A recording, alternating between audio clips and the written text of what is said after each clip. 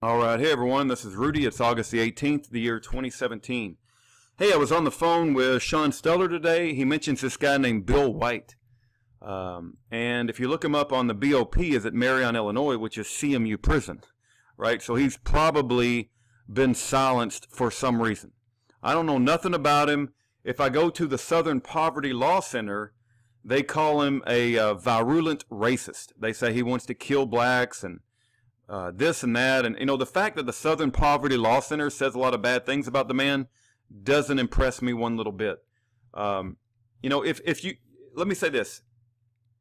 Even if he was or is a virulent racist, you know what? We don't put people in prison. His release date is 2037. That's 20 years. Are we going to put virulent racist in prison for 20 years? This guy right here, Minister King Shabbat Shamaz, or whatever his name is, he is a virulent racist. He says you better kill white babies, kill the babies of crackers. And so he is an absolute racist. And he's basically showed up with Obama. So if you want to put all racists in prison, you got to start with this guy who said to kill all the white babies. Anyway, going back to Bill White, and I don't know if he's a racist or not, but I don't trust Southern Poverty Law Center, and I certainly don't trust the Department of Justice.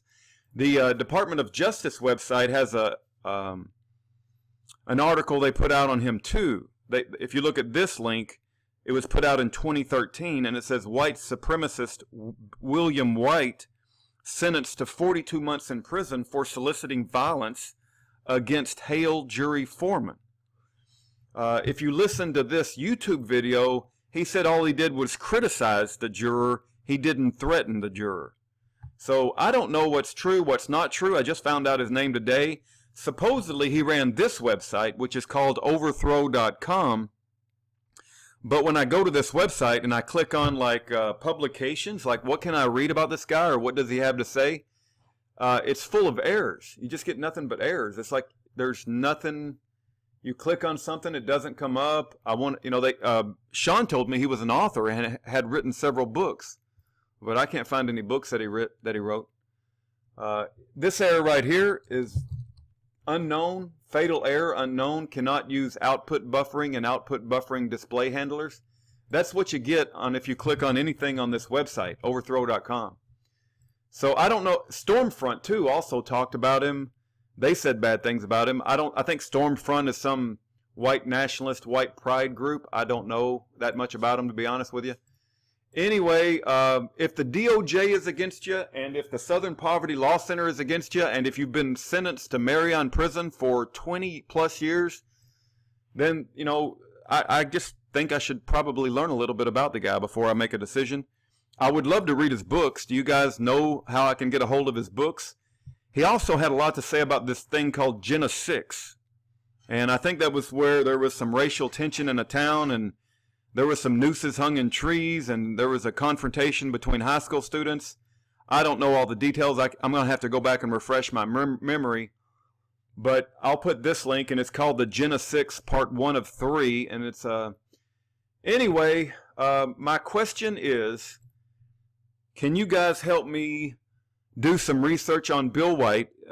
Is he somebody that Sean said that he thinks he's a Christian. I might write him a letter just to hear what he's got to say. And the questions that I'm going to ask him are, how can I get a hold of your books? How can I learn about you? Why were you put in prison? And what are your charges? And, you know, are you a virulent racist, as Southern Poverty Law Center says that you are? And even if he comes back and says, yeah, I'm a racist, I mean, even if he is, okay, you know what I consider worse than a racist? A thief. If I had to live next to a racist or a thief, I would rather live next to a racist. You know, as long as he doesn't carry out his thought patterns, you know, it's like, if you take somebody's stuff, you know, being a racist is simply a belief system, and that can be changed. The Bible says that not to get consumed with foolish genealogies. God is not respecter of persons. And so I don't get caught up in that. But I'll tell you what, if I did meet a racist, I would be more at ease than if I met a thief or a liar or a tyrannical person who wants to control my life. those types of people are much, much worse than racist people. And the bottom line is we don't put racist in prison for 20 years. Why is he in prison? I just would like to know his story. Anyway, if you guys know, maybe I'm the last person to figure this out. I'll put all these links that I just showed you guys in the description bar. Maybe you can help me find out some information. I feel like I'm overloaded. I got so much stuff going on, but it's on my back burner. And if you guys have any information, maybe you can share it with me. Take care. God bless. Have a great day.